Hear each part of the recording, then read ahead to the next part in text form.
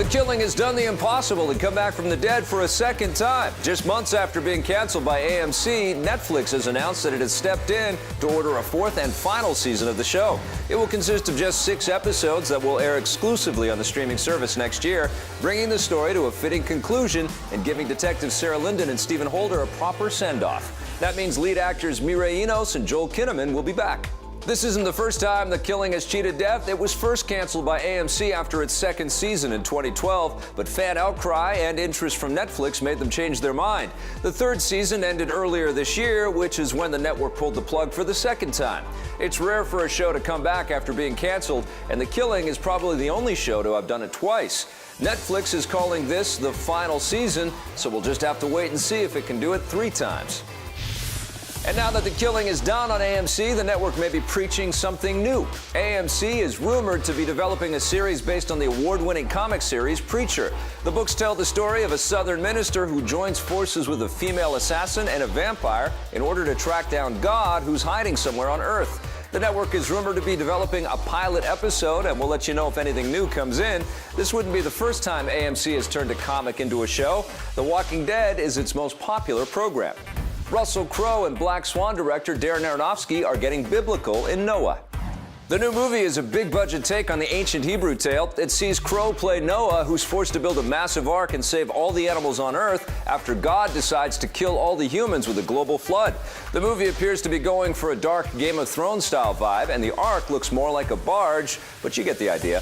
Noah will sail into theaters on March 28th.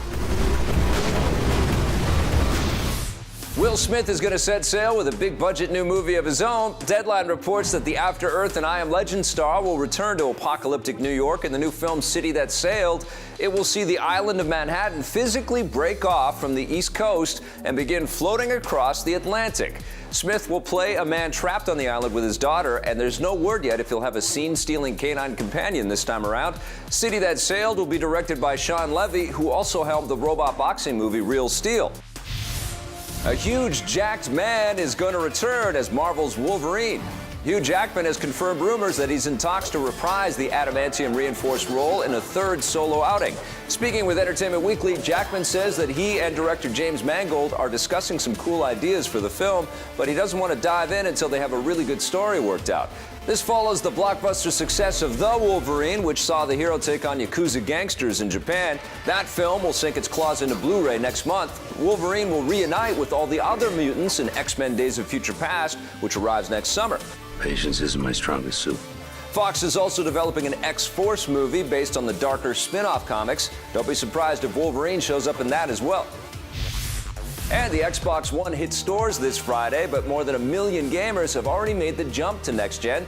Sony has announced that the PlayStation 4 sold 1 million units in North America in its first day on store shelves. That's more than Nintendo's insanely popular Wii, which took a few days to reach 1 million units back in 2006.